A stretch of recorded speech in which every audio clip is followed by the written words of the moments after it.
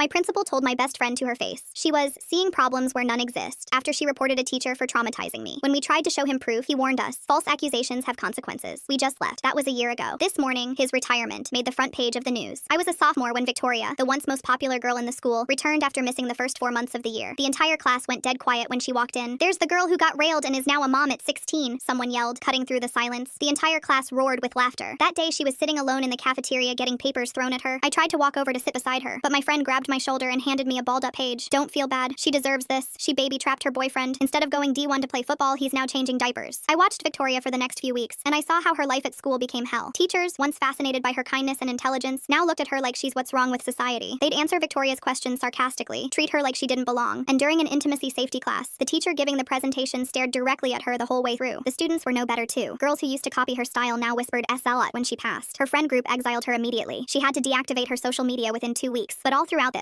I noticed something about Victoria, and it's that Victoria never let the bullying turn her spiteful. I saw her tutoring special needs kids after school. I saw her slip lunch money to a freshman who forgot his. She always had tampons in her backpack for girls who needed them. Nobody ever thanked her for it. They just took what they needed and went back to pretending she didn't exist. Everything changed the day I decided to skip 5th period. My mom had been on another bender the night before and had hurt me, and I needed a smoke break to stop my hands from shaking. I went to the hidden spot behind the gym with no cameras to have a smoke. I was halfway through my cigarette when I heard footsteps. Mr. Peterson, my geometry teacher, appeared around the corner. Everyone loved him. Girls giggled when he made jokes in class. Rough day? He asked, moving closer to me. I knew I'd been caught, so I locked eyes and asked him not to tell anyone. I won't, he responded. I've noticed you've been stressed lately. I could help you relax, he then said. Before I could process what was happening, he had me backed against the wall. His hands started sliding down my arms and I completely froze. My cigarette fell from my fingers. Just let me help you, he whispered. Back the F away. Victoria rounded the corner with pepper spray pointed directly at his face. Her hand was steady even though her voice shook with rage. Mr. Peterson stumbled backward and tried to play it off. I was just checking on a troubled student. You're misunderstanding the situation. I saw everything. Leave. Now. The way she said it made him actually listen. He muttered something about reporting us for smoking and disappeared. I stared at her with thankfulness in my eyes. She told me she came out for a cigarette too. She wasn't a hero, just right place, right time. Victoria walked me straight to the principal's office. She demanded something be done about Mr. Peterson, but Principal Hayes barely looked up from his computer. Mr. Peterson has taught here for 15 years without a single complaint. Are you sure you didn't misinterpret what you saw? He had her pinned against a wall with his hands on her, Victoria said. Hayes turned to me. Is that what happened? Sometimes when we're upset, we see things differently than they really are. Then he looked at Victoria, and his voice got even more condescending. Given your situation, I understand you might see problems where none exist. If you didn't want drama, maybe you should have thought about that at 15. Victoria's face went red, filled with tears, and she walked out of the office. Too shy or scared to speak, I followed her. I wanted to talk to her right there and then, but she was gone. I didn't see her for the next 2 days, but when she came back, the worst thing possible happened to her. I was in algebra when one of the guys who often made jokes about Victoria called me over to show something on his phone. I was reluctant at first, but he and a few others pressured me until I agreed. He opened up our year group's privated IG gossip account and told me to take a look while laughing. My stomach dropped. There was a post of Victoria, but it wasn't her. It was AI-generated nude photos with her face photoshopped on. I felt sick. Pretty funny, right? He told me laughing and turning to his friends behind him. I think they thought I was one of them. I just nodded and left the room. I had seen Victoria earlier in the day, so I immediately went looking for her, and I found her in that smoke spot behind the gym. She was sitting on the ground, bawling her eyes out. I didn't even say anything. I just sat beside her and comforted her. And after 10 minutes of painful sobbing, she turned to me and said, "You're the only friend I have left." She then lunged into me. "You deserve to know the truth," she pressed against my chest. "My boyfriend Jake isn't the father. He left me when I found out I was pregnant." I couldn't believe it. "Then who is the father?" I asked hesitantly. "Mr. Peterson," she said before bursting into tears again. My heart dropped. That was the same teacher who she had stopped from assaulting me. I held Victoria while she cried and my mind raced. Everything suddenly made sense. The way Peterson had cornered me, how confident he'd been. He'd done this before. Victoria told me it started last year when she was struggling in his class. He offered extra tutoring sessions after school. At first it seemed normal. Then he started making comments about how mature she was for her age, how special she was. She said she should have known better, but she was 15, and he made her feel important. One day he kept her after tutoring, and that's when it happened. She never told anyone because who would believe her? The most beloved teacher versus a popular girl everyone already thought was stuck up. I asked her why she came back to school if everyone hated her. She wiped her eyes and said she couldn't let him win. She had to graduate. She had to show her baby that you don't give up when things get hard. But now with these fake photos, she didn't know if she could take it anymore. I told her we had to do something. We couldn't let Peterson get away with this. She laughed bitterly and reminded me what happened in the principal's office. Nobody would listen to us. I said maybe not alone, but together we could figure something out. She looked at me like I was crazy, but I could see a tiny spark of hope in her eyes. We sat there for another 20 minutes just talking. She told me about her parents, how disappointed they were, how they kept asking who the father was, but she couldn't tell them the truth. They'd never believe Peterson would do something like that. Her dad coached the junior varsity basketball team, and Peterson helped out sometimes. They were friends. Her mom volunteered at school events and always talked about what a great teacher Peterson was. Victoria said telling them would destroy everything. I understood. My own mom wouldn't believe me about anything on a good day. On a bad day, she'd probably blame me for it. The bell rang and we had to go back inside. Victoria asked if I'd sit with her at lunch tomorrow. I said yes immediately. She smiled for the first time since I'd found her crying. It was small, but real. We walked back into school together and I could feel people staring. Someone made a comment about me being the next one to get knocked up if I hung around Victoria. I ignored them. Victoria held her head high like she always did. I wondered how she found the strength. That night I couldn't sleep. I kept thinking about Peterson, about how many other girls he might have hurt, about how he was still teaching, still coaching, still being everyone's favorite teacher while Victoria got treated like garbage. I grabbed my laptop and started searching. I didn't know what I was looking for exactly. Maybe other complaints, maybe something that would help us. I found the school's website and Peterson's bio page. Teacher of the year 3 times. Coached the mathletes to state championships. Volunteer work with troubled youth. It made me sick. Everything about him was perfect on paper. No wonder nobody would believe Victoria. I kept digging, checking old yearbooks online, looking for any pattern, any sign that someone else had noticed something wrong, but there was nothing. Just smiling photos of Peterson surrounded by grateful students and beaming parents. The next morning, I met Victoria at her locker before first period. She looked exhausted but determined. Dark circles under her eyes that her concealer couldn't quite hide. I told her I'd been thinking all night and we needed to be smart about this. She nodded and said she'd been thinking too, barely sleeping between her baby's feedings and the anxiety churning in her stomach. We couldn't go through official channels since nobody would listen. We had to find another way. I suggested we start by figuring out if Peterson had done this to anyone else. Victoria's face went dark. She said she'd wondered the same thing for months, especially during those long nights when she couldn't sleep. We decided to split up and ask around carefully, not directly, just casual conversations to see if anyone else had weird experiences with Peterson. Victoria would talk to girls in her grade who'd had him for geometry. I'd check with sophomores currently in his classes. We agreed to meet at lunch and compare notes. The morning dragged by painfully slow. In English, I sat next to Samantha, who had Peterson third period. I asked how her geometry class was going, trying to keep my voice light and conversational. She shrugged and said it was fine. I pushed a little, asking if Peterson was as great as everyone said. She got this weird look, her pencil pausing mid-sentence, and said, "Yeah, he was helpful if you needed it." Then she turned away and didn't talk to me the rest of class, suddenly very interested in her notes. By lunch, I'd talked to 6 different girls. 3 gave me the same kind of weird look Samantha did, their faces closing off the moment I mentioned Peterson's name. One actually started to say something, then stopped and said, "Never mind," her voice trailing off. Victoria was already at our table in the far corner of the cafeteria, the one by the broken vending machine that hummed too loud. Nobody else would sit there anyway. She looked frustrated, picking at her sandwich without eating. She'd gotten similar responses. Girls would start to say something, then change their minds. One junior named Lauren had actually teared up when Victoria mentioned Peterson's tutoring sessions. But when Victoria asked if she was okay, Lauren practically ran away, leaving her lunch tray behind. We knew we were onto something, but nobody would talk. I remembered something from true crime podcasts my mom listened to when she was sober enough to focus. Predators rarely had just one victim. They had patterns, types, methods. Peterson liked vulnerable girls, girls who were struggling in class, girls who needed help, girls who wouldn't be believed. Victoria fit perfectly. Pretty, popular, but struggling with math. Parents who trusted Peterson implicitly. Nobody would believe her over him. I wondered how many others fit that same profile. How many girls had sat in his classroom feeling trapped. After school, Victoria had to pick up her baby from her aunt's house. She'd been watching him during the day while Victoria was at school, one of the few family members who hadn't completely written her off. I offered to come with her, but she said her aunt already thought she was a bad influence on me, that hanging out with a teen mom would ruin my future too. Instead, I went to the library and pulled yearbooks from the last 5 years. The librarian gave me a strange look but didn't ask questions. I started making a list of girls who'd been in Peterson's geometry classes. Then I cross-referenced with honor roll lists, looking for students who suddenly improved in math. It was tedious work, but I found a pattern. Every year, there were 2 or 3 girls who went from C's or D's to A's in Peterson's class. Their grades in other subjects stayed the same, just math shot up dramatically. I took pictures of the pages with my phone, making sure to get clear shots of the names and grade progressions. Evidence. We needed evidence. That night, Victoria texted me. Her baby had been crying for hours and she was exhausted, but she'd thought of something. Peterson kept a gradebook in his desk. Old school paper one besides the digital system. She'd seen it during one of their tutoring sessions. He'd made notes in it. Not just grades, but comments about students. She remembered seeing her name with stars next to it. At the time, she thought it meant he thought she was special, that she was finally good at something. Now she wondered what those stars really meant. The next day at school was harder. The AI photos were still circulating despite the administration's supposed zero-tolerance policy. Someone had printed them out and taped them inside Victoria's locker. She tore them down without a word, but I saw her hands shaking, saw the way she blinked back tears. In the hallway between classes, a group of guys made gross comments as we walked by. One of them, Bradley, the quarterback who thought he was God's gift, actually reached out like he was going to grab Victoria. I stepped between them and told him to back off. He laughed and said I was protective of my new girlfriend. His friends thought that was hilarious, their laughter echoing off the lockers. Victoria pulled me away before I could respond. She said it wasn't worth it. They weren't worth it. Peterson walked by while we were at Victoria's locker. He slowed down and looked right at us, not at Victoria, at me. His expression was friendly, concerned even, the perfect mask of a caring teacher. He asked if everything was all right, his voice gentle and paternal. I felt my skin crawl but forced myself to nod. He said if I ever needed to talk, his door was always open. Then he walked away like nothing had happened, his shoes clicking on the linoleum. Victoria's face was pale. She whispered that was exactly how it started with her. The concern, the open door, the wanting to help. I felt sick. At lunch, we made a plan. We needed to get into Peterson's classroom and find that gradebook. Victoria mentioned she'd helped with math department inventory during summer school and still had access through the main department office. They never changed the locks, and she'd noticed teachers kept spare classroom keys in the supply closet. We'd go after school when Peterson had basketball practice. He was assistant coach and was always gone by 3:30 and didn't come back until after 5. That gave us time to search. It was risky, but we didn't have other options. Nobody would talk to us. The administration wouldn't listen. We had to find proof ourselves. The rest of the day crawled by at an agonizing pace. In geometry class, I watched Peterson teach like nothing was wrong. He made jokes about parallel lines never meeting, just like some people in high school. Students laughed, girls smiled at him. He called on me once and I managed to answer without my voice shaking. He said good job and moved on. I wondered how he did it, how he could hurt Victoria, try to hurt me, probably hurt others, and still stand up there like some perfect teacher. The bell finally rang and I met Victoria by the gym. We watched Peterson head to practice, laughing with some players about last week's game. Coast was clear. Victoria led me to the math department office. Yes, the door was unlocked. Teachers were always in and out. She went straight to the supply closet and found the key ring with all the classroom spares. Peterson's room number was clearly labeled. My hands were sweating as we walked down the empty hallway. Peterson's classroom was at the end, past the other math rooms and the tiny office where tutoring happened. The key worked perfectly. Inside, the room looked normal. Inspirational math posters about perseverance, student work on the walls. His desk was neat, organized, a coffee mug that said "World's Best Teacher" sitting next to a stack of papers. We started searching. Victoria took the desk drawers while I checked the filing cabinet. Nothing in the first drawer. Second drawer had tests. Third had attendance sheets. Bottom drawer was locked. Victoria found a letter opener and we managed to pry it open. Inside were 3 grade books, current year and 2 previous years. Victoria grabbed them and we started flipping through. At first it looked normal. Grades, assignments, normal teacher stuff. Then Victoria found the pages with stars. 5 girls in the current book had stars by their names. 3 were juniors, 2 sophomores. All had shown great improvement in the second semester. The previous years showed the same pattern. Stars by certain names. Always girls. Always students who'd struggled then suddenly improved. Victoria recognized some names. Lauren was there with 3 stars. So was a girl named Natalie who'd graduated last year. Another named Julie who'd moved away junior year. I took pictures of every page with stars, making sure the names and markings were clear. We had to move fast. Practice would end soon. As we put the books back, a folded paper fell out. Victoria grabbed it. It was a note, written on the kind of stationery teenage girls used. Handwriting that looked young, careful cursive. Mr. P, thank you for yesterday. I won't tell anyone. Please don't fail me. No signature, but the paper looked old, worn, like he'd kept it for a while. Victoria's face went white. She whispered that she'd written something similar. He'd made her write it. Said it was to show she was grateful for the tutoring. Now she realized it was insurance, making it look like she was the one pursuing him. We heard footsteps in the hallway. My heart stopped. We shoved everything back in the drawer and locked it. The footsteps got closer, measured and deliberate. Victoria grabbed my hand and pulled me behind the door just as it opened. Principal Hayes walked in. He looked around the empty classroom, then went to Peterson's desk. He opened the top drawer and pulled out a folder, flipped through it, put it back, and left. We waited 5 minutes before moving, barely breathing. My legs were shaking so bad I could barely walk. Victoria looked ready to throw up. We slipped out and locked the door behind us. Outside, we sat on the bleachers trying to process what we'd seen. Hayes checking Peterson's desk, the stars, the note, the pattern going back years. Victoria said we had to tell someone, but who? The principal was clearly involved somehow. The school board? The police? Would they believe 2 teenage girls with phone pictures and a wild story? I said we needed more. We needed one of those other girls to talk, to back up Victoria's story. She agreed, but said none of them would. They were scared, just like she'd been scared. Still was scared. That night, I couldn't eat dinner. My mom was passed out anyway, so she didn't notice. I kept thinking about those names, those stars. How many girls had Peterson hurt? How long had this been going on? I looked up some of the names on social media. Lauren had her profiles locked down tight. Natalie seemed to have disappeared from social media entirely after graduation. Julie's last posts were from 2 years ago, right before she moved. None of them seemed active anymore, just like Victoria had to delete hers, pattern after pattern. The next morning, Victoria texted that she was staying home. Her baby had a fever, and she couldn't leave him. I said I'd keep digging on my own. At school, I felt exposed without her, like Peterson would somehow know what we'd done. But he acted normal in class, taught his lesson about angles and proofs, made his jokes. I watched him more carefully now, though. Noticed how he always picked certain girls to help. Quiet ones who sat alone, ones who looked tired or stressed. He had a type. Victoria had been an exception, popular, confident, at least on the outside, but she'd been vulnerable in her own way, struggling with math in a family that expected perfection. At lunch, I sat alone at Victoria's table. Across the cafeteria, I spotted Lauren sitting with a few other quiet girls. I'd seen her name in the gradebook, 3 stars next to it. She looked tired, thin, like she wasn't eating enough. I walked over and asked if I could sit. The other girls looked confused, but Lauren nodded. I made small talk for a few minutes about classes and homework. Then, carefully, I mentioned I was struggling in Peterson's class. Lauren's fork stopped halfway to her mouth. I said I was thinking about asking for tutoring, but wasn't sure. Lauren put her fork down and said quietly that I should find a different tutor, maybe a student tutor, or online help. Anything but staying after school with Peterson. The other girls looked uncomfortable. One changed the subject quickly to the upcoming winter formal, but Lauren kept looking at me. After lunch, she caught up with me in the hallway. She asked why I was really asking about Peterson. I took a risk and told her about Victoria, about what Peterson did to her. Lauren's eyes filled with tears. She said she couldn't talk about it. She'd worked so hard to forget. Her parents thought she was being dramatic when she tried to tell them. They said Peterson was a good man who'd helped her grades improve. Why was she being ungrateful? She transferred to online school for senior year just to get away from him, but the memories didn't go away. I asked if she'd be willing to help Victoria, to speak up so people would believe. Lauren shook her head. She said she couldn't go through it again. The questions, the doubt, the way people would look at her. She'd seen what they did to Victoria, the AI photos, the rumors. She couldn't handle that. She was applying to colleges. She needed recommendation letters. She couldn't have this follow her. I understood, but I was frustrated. How many girls would stay silent while Peterson kept teaching? Lauren must have seen it on my face because she said she was sorry. Then she walked away. That afternoon, I had study hall in the library. I was researching whether we could report anonymously to someone outside the school when Brittany sat down across from me. She was in my English class. Quiet, good grades, kept to herself. She asked what I was working on. I said just research for a project. She nodded, then slid a folded paper across the table. She said Lauren told her I was asking about Peterson. Then she left before I could respond. I unfolded the paper. It was a screenshot of text messages. Peterson's number asking a student to meet him after school for extra help. Then the messages got weird, asking if she'd told anyone about their sessions, saying she was special, that he could help her with more than just math. My hands shook as I read. This was proof. Actual proof. I texted Victoria immediately. She called me from her aunt's house. I told her about Lauren, about Brittany, about the messages. She started crying. Not sad tears, relieved tears. She wasn't crazy. She wasn't alone. Other girls had been through this too. We agreed to meet tomorrow to figure out next steps. We had evidence now. We had to be smart about how to use it. Peterson had been doing this for years. He was careful, protected. We had to be more careful. That night, I made copies of everything. The photos from the gradebooks, the screenshot Brittany gave me. I emailed them to myself, to Victoria, saved them on a flash drive. If something nothing happened to our phones, we'd still have proof. I barely slept. Kept thinking about Peterson in class tomorrow, acting normal, picking his next victim, maybe already grooming someone new. The thought made me sick. We had to stop him, but we were just kids. He was a beloved teacher. Who would listen to us? The next day, Victoria was back at school. Her baby was better and her aunt could watch him. She looked exhausted but determined. We met before first period to plan. We decided to try one more time with the administration. This time we'd bring the evidence, the photos, the messages, everything. If Hayes wouldn't listen, we'd go to the superintendent. If they wouldn't listen, we'd go to the school board. Someone had to care that a teacher was preying on students. Someone had to stop him. We walked into the main office together. The secretary asked if we had an appointment. We said it was urgent. She rolled her eyes but called Hayes. He came out looking annoyed. He said he had 5 minutes before a meeting. We followed him to his office. Victoria spoke first. She said we had evidence that Peterson was inappropriate with students. Hayes sighed and said we'd been through this before. That's when I pulled out the printed photos, the gradebook pages, the stars, the pattern. Hayes barely glanced at them. He said grade improvement wasn't evidence of anything except good teaching. Then I showed him Brittany's screenshot. His expression changed. He studied it carefully, asked where we got it. I said a student gave it to us. Someone else Peterson had targeted. Hayes put the paper down and looked at us. He said this was a serious accusation. If we were wrong, we could ruin a man's career. Did we understand that? Victoria said Peterson ruined her life. She was 16 with a baby because a teacher she trusted took advantage of her. How was his career more important than that? Hayes said he'd look into it, that we should go to class and let him handle it. Something about his tone was off. Too calm, too dismissive. We left his office feeling defeated again. Victoria said he wasn't going to do anything. He'd probably warn Peterson and then it would get worse. I agreed. We needed another plan. As we walked to class, someone called Victoria's name. We turned to see Mrs. Chen, the AP biology teacher. She asked if we could talk after school, said it was important. We agreed, confused. Mrs. Chen had never paid attention to either of us before. She taught seniors mostly. We didn't have her for any classes, but something in her expression made us curious. The day passed slowly. Peterson seemed different in geometry, distracted. He kept checking his phone, stumbled over problems he usually solved easily. At one point, he stared right at me for too long, like he was trying to figure something out. I kept my expression neutral, but my heart was racing. Did Hayes tell him about our meeting? Did he know we'd been in his classroom? After class, he asked me to stay behind. My blood went cold. I said I had to get to my next class. He said it would just take a minute. Other students were filing out. Soon we'd be alone. I grabbed my stuff and headed for the door. He called my name again, his voice taking on a sharper edge. Said we really needed to talk. About my grades, about my potential, about how he could help me succeed in his class. The words were innocent, but the tone wasn't. I practically ran out of the room. In the hallway, I texted Victoria. Peterson was onto us. We had to be careful. She texted back that she'd gotten a weird vibe from him in the hall too, like he was watching her. We agreed to stick together the rest of the day. Safety in numbers. After school, we met Mrs. Chen in her empty classroom. She closed the door and pulled the blinds down. That made me nervous, but Victoria seemed to trust her. Mrs. Chen sat on a desk and looked at us for a long moment. Then she asked if we were the ones asking questions about Peterson. We exchanged glances but nodded. She said she'd heard from Lauren and Brittany that we were trying to do something. She wanted to help. Victoria asked why she cared. Mrs. Chen said she'd noticed patterns over the years. Girls who suddenly dropped out of activities, who changed from outgoing to withdrawn, who improved drastically in just Peterson's class. She'd tried talking to Hayes about it 2 years ago. He shut her down immediately, told her she was seeing problems where none existed, threatened her job if she kept spreading rumors. So she stayed quiet, but kept watching, kept noticing. I asked if she had any proof. She shook her head. Just observations and suspicions. But she said she knew other teachers who'd noticed things too. Mr. Rodriguez in Spanish, Ms. Park in history. They'd all tried to speak up at different times. All got shut down. Peterson was untouchable. He brought in awards for the school. Parents loved him. The school board thought he walked on water. Mrs. Chen said the only way to stop him was to go outside the school system entirely. Victoria asked what she meant. Mrs. Chen pulled out a business card. It was for a detective at the local police department, Detective Sarah Mills. Mrs. Chen said she specialized in crimes against minors. She'd take us seriously, but we needed to be prepared. Once we talked to police, everything would change. The school would circle wagons. People would take sides. It would get ugly. Were we ready for that? I looked at Victoria. She was holding the card like it might burn her. I knew she was thinking about her baby, about her parents, about how much worse things could get. But then she straightened her shoulders and said yes, she was ready. She couldn't let Peterson hurt anyone else. Mrs. Chen said she'd call Detective Mills and set up a meeting. She told us to gather all our evidence, make copies of everything, and be careful. Peterson had friends in high places. The next 2 days were tense. Peterson watched us constantly. In class, in the halls, even at lunch I'd catch him staring from across the cafeteria. Other students started noticing too. Bradley made a joke about Peterson having a thing for the teen mom and her friend. His buddies laughed, but it made my skin crawl. Victoria started having someone walk her to her car after school. Usually me or one of the few girls who still talked to her. Detective Mills agreed to meet us that Saturday at the police station. Mrs. Chen came with us for support. The station was smaller than I expected, just a regular building downtown. Detective Mills was younger than I thought too. Maybe early 30s with kind eyes and a firm handshake. She took us to a private room and said we could tell her everything. No judgment, no rush, just the truth. Victoria went first. She told the whole story, the tutoring, the compliments, how Peterson made her feel special, then how things changed, how he started touching her shoulders, her hands, how he'd keep her after sessions, how one day he kissed her and she froze, how it escalated from there, how she was too scared and confused to tell anyone, how when she got pregnant he convinced her to blame Jake, said no one would believe her anyway. A respected teacher versus a popular girl. She'd just look like she was trying to cover up sleeping around. Detective Mills took notes without interrupting. When Victoria finished, I showed her our evidence, the photos of the grade books, the stars by names, Brittany's screenshot, the pattern going back years. Detective Mills studied everything carefully. She asked questions about dates, times, specific incidents. She was thorough but gentle, professional. When we finished, she said she believed us. But believing wasn't enough. She needed more evidence to build a case. She asked if we could get other victims to come forward. I told her about Lauren, about the other girls who wouldn't talk. Detective Mills said she understood their fear, but their testimony would make the case stronger. She gave us her direct number and said to call if we remembered anything else or if anything new happened. She also said to be careful. If Peterson suspected police involvement, he might try to destroy evidence or intimidate witnesses. We left the station feeling both hopeful and terrified. Someone finally believed us, but now it was real. There would be an investigation, questions, maybe a trial. Victoria's parents would find out the truth. The whole school would know. In the car, Mrs. Chen said we were brave, that she was proud of us. But I didn't feel brave. I felt like I was going to throw up. Monday at school was weird. Peterson wasn't there. A substitute taught geometry. Rumors flew immediately. Someone said he was sick. Someone else said he was at a teaching conference. But Victoria and I knew better. The investigation had started. At lunch, Principal Hayes called us to his office. He looked furious. He asked if we'd gone to the police. Said we should have come to him first. Let him handle it internally. Victoria laughed. Actually laughed in his face. She said we tried that and he did nothing. Hayes said we didn't understand the damage we were causing. Peterson was a good man. A good teacher. These accusations would ruin him. Did we want that on our conscience? I found my voice and said, what about the girls he hurt? What about their lives? Their damage? Hayes said that was alleged. Unproven. We were destroying a man's career on rumors and misunderstandings. Then he said something that made my blood run cold. He said we should be careful. That making false accusations had consequences. Legal consequences. Victoria stood up and said we were done. We had nothing else to say without a lawyer present. Hayes' face went red, but he let us leave. In the hallway, Victoria was shaking. She said Hayes basically threatened us. I agreed. We texted Detective Mills about the meeting. She said to document everything. Write down exactly what was said. Save any emails or messages. Build a paper trail. The rest of the week was chaos. Peterson didn't come back. The substitute became permanent. Rumors went wild. Someone said Peterson was arrested. Someone else said he fled the state. The truth was less dramatic. Detective Mills told us he was on administrative leave pending investigation, but the damage to his reputation had started. Parents were asking questions. The school board was getting involved. Then the backlash hit. Peterson's supporters came out swinging. A group of parents started a petition saying he was being railroaded. They called Victoria and me liars looking for attention. The AI photos of Victoria resurged with new captions about her trying to destroy a good man because he wouldn't sleep with her. It was brutal. Victoria missed 3 days of school. I started eating lunch in the library to avoid the cafeteria, but then something unexpected happened. Brittany came forward. She walked into the police station with her parents and gave a full statement about Peterson's inappropriate messages and behavior. Her parents had found the texts and believed her. Then Lauren's parents called Detective Mills. They said their daughter had something to say. One by one, girls started speaking up. Not publicly, not at school, but to the police, to the investigators. Mrs. Chen kept us updated. She said more teachers were coming forward too. Not with direct evidence, but with observations. Concerns they'd raised that were dismissed. Patterns they'd noticed. Mr. Rodriguez had documentation going back 3 years of his concerns about Peterson's behavior with female students. Ms. Park had emails where Hayes told her to mind her own business when she'd raised red flags. The investigation expanded. It wasn't just about Peterson anymore. It was about a system that protected him, that silenced concerns, that prioritized reputation over student safety. Detective Mills interviewed dozens of people. Current students, former students, teachers, administrators. The stories were depressingly similar. Girls who were struggling, Peterson who offered help, boundaries that slowly eroded, and a school that looked the other way. The investigation took months, not weeks. There were depositions, evidence reviews, legal procedures that seemed to drag on forever. Peterson remained on leave while lawyers battled over every detail. The community stayed divided, some calling for his head, others insisting on his innocence. Victoria and I continued going to school, facing daily judgment from both sides. Some days were harder than others. The AI photos kept resurfacing despite multiple takedown attempts. New rumors spread weekly, but we had each other, and slowly, we had others too. Girls who'd been silent started nodding at us in the halls. Some even whispered thank you when no one was looking. Finally, after what felt like an eternity, Peterson was arrested. The charges were serious. Multiple counts of inappropriate conduct with minors. The evidence was overwhelming. Not just our testimony, but physical evidence they found when they searched his home. Photos on his computer, trophies from victims. The grade books with stars weren't just tracking grades. They were tracking conquests. The community exploded. Parents who defended him were shocked. Others said they'd always felt something was off. The school held emergency meetings. They brought in counselors. They promised full cooperation with the investigation. Hayes announced his early retirement, said he wanted to spend more time with family. Everyone knew the truth. He was getting out before they could fire him. But the best part was what happened with the students. The ones who'd tortured Victoria started backing off. Some even apologized. Not many, but a few. The AI photos disappeared. Bradley got suspended for 2 weeks when it came out he was one of the ones who'd created them. His football scholarship offers started getting withdrawn. Turns out colleges don't like students who create explicit images of minors, even AI-generated ones. Victoria started healing. She still had hard days, still dealt with judgment from some people, but she also had support now. Other survivors who understood, teachers who believed her, even some parents who apologized for not seeing the truth sooner. She started talking about college again, about becoming a social worker to help other girls like her, like us. The legal process was slow. There were hearings and delays and motions. Peterson's lawyer tried every trick to get the charges reduced or dismissed, but the evidence was too strong. Too many victims, too much documentation. Eventually, he took a plea deal. 15 years in prison. Registry as an offender. Never allowed to teach again. It wasn't enough for what he'd done, but it was something. Justice of a sort. The school district made changes too. New policies about student-teacher interactions, mandatory reporting training, anonymous tip lines. They couldn't undo the damage, but they could try to prevent it happening again. Some people said it was too little too late. They were probably right, but at least future students might be safer. I testified at one of the hearings. Talked about that day behind the gym, how Victoria saved me, how many other girls she'd tried to protect even when everyone hated her. The prosecutor said our evidence was crucial. The gradebooks, the photos, the pattern we'd documented. Without that, Peterson might have walked. Victoria squeezed my hand when I finished testifying. We'd done it. Together. Life went back to normal eventually. As normal as it could be. Victoria graduated with honors despite everything. Walked across that stage with her baby in the audience and her head held high. I had 2 more years of high school, but they were different. Better. The culture had shifted. People were more aware, more careful, more willing to speak up. Mrs. Chen became our unofficial mentor. She helped Victoria with college applications, helped me figure out what I wanted to do with my life. She said we'd shown more courage than most adults she knew, that we'd changed things, saved lives probably. I didn't know about that. We just did what felt outright what had to be done. Peterson's sentence made the local news. They didn't name victims, but everyone knew. Victoria gave one interview, anonymous, voice disguised. She said she hoped other girls would speak up, that they'd be believed, that the adults meant to protect them would actually protect them. She said she was healing, moving forward, that her baby would grow up in a better world because people finally listened. And that's really the whole story. It was messy and painful and complicated. Nothing like the dramatic revelations you see on TV. Just two teenage girls who refused to let a predator keep hurting people, who found their voices when everyone tried to silence them, who learned that sometimes doing the right thing means everything gets worse before it gets better. But it does get better. Victoria's in college now, thriving. I'm applying next year, thinking about criminal justice or social work, maybe both. Oh, and those AI photos? The creators got more than just school punishment. Turns out creating and distributing explicit images of minors, even AI-generated ones, is a federal crime. They're all doing community service and probation. Their college dreams are pretty much shot. Good riddance if you ask me. Peterson's in prison where he belongs. Hayes is gone. The school is safer. Not perfect, but better. And Victoria? She's the strongest person I know. Still kind, still helping others, still refusing to let what happened define her. She says her baby saved her life, gave her a reason to fight. But I think she saved herself, and maybe saved a lot of other girls too. That's all I've got. Thanks for reading this absolute novel. Had to get it all out. If you're going through something similar, speak up. Find someone who believes you. Don't give up. It gets better. I promise.